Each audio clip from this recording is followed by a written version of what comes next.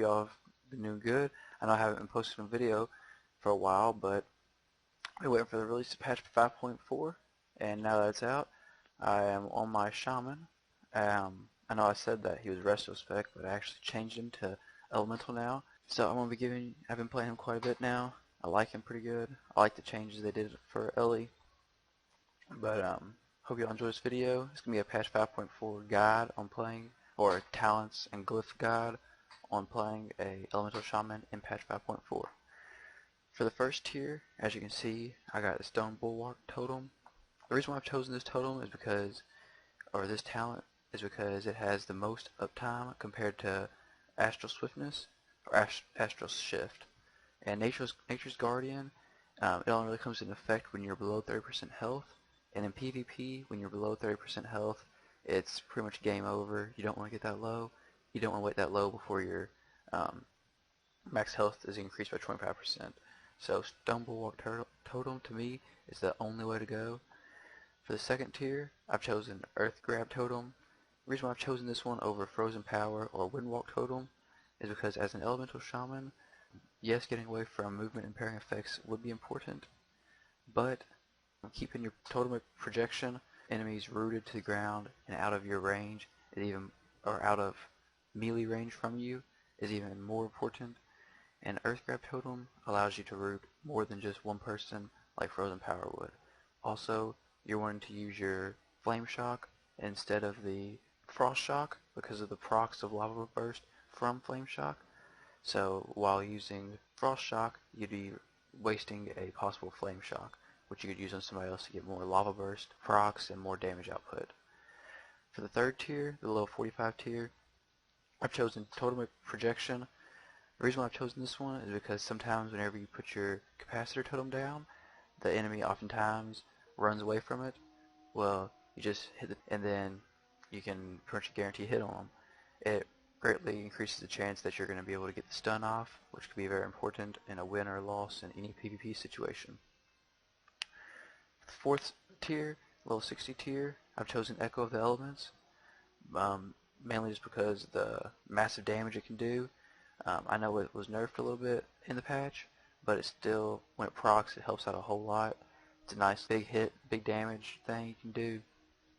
Better than Astral Swiftness in my point of view, just because Ancestral Swiftness, it allows you to have instant cast spell, but Echo of the Elements also pretty much is also instant cast spell. It just procs.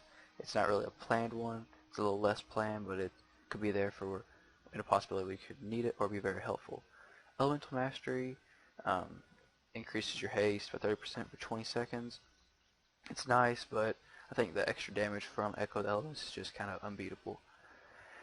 Level 75 tier, I've chosen Russian Extremes just because of the fact that if you're in an arena group or battleground or anything, the extra healing done by your healing stream totem and the extra targets it can heal is very, very nice. It allows the healers in your group to have less stress on them. I know it's not a big difference, but it's still really nice. Ancestral Guidance is more of a, it's not passive, so it's only got a hit.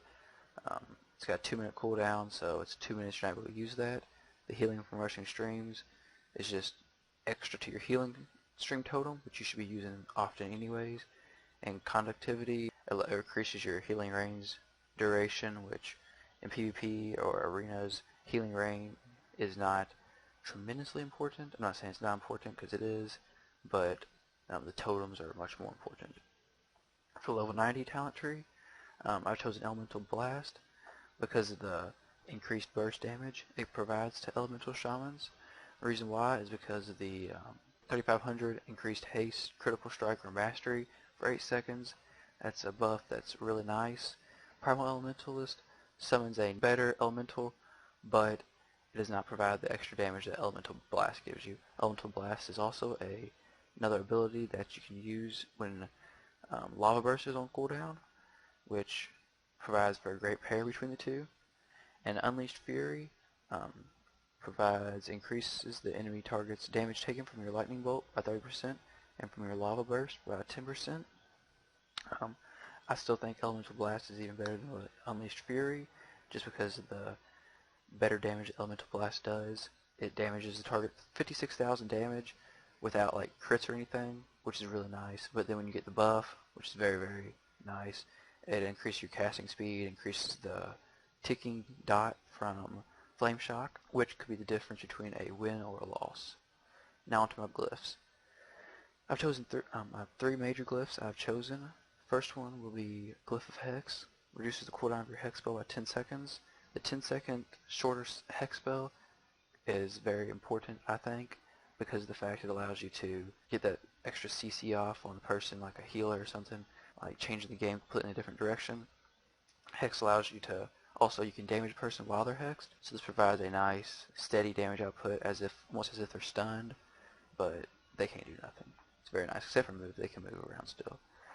Glyph of Lightning Shield is a must-have for any elemental shaman. The reason why is because as an elemental shaman, you're often getting hit pretty hard quite a bit, and your lightning shield should always be up. That's the main shield for elemental shamans. So when you have this active, it reduces the damage you take by 10% for 6 seconds, which lightning shield is always triggered, so you're pretty much taking a constant 10% less damage. My final glyph I've chosen is Glyph of Ghost Wolf. The reason why I've chosen this one is because if your Earth Grab Totem and your Thunderstorm does not give you enough space or not the space you feel comfortable with, you can always go into Ghost Wolf, which allows you not to be hindered by movement impairing effects as badly, which allows you to escape from risky situations with taking as little damage as possible, which as an elemental shaman, you never really want to be up close and personal in the action, because majority of your spells have a 40-yard range anyways. You want to take advantage of that and stay out of melee range, because if you're in melee range, you're not where you need to be. But that wraps it up on my talents and glyph guide for patch 5.4. Hope y'all enjoyed it. Please comment, like, subscribe, and I hope y'all have a nice day, and I will talk to y'all later.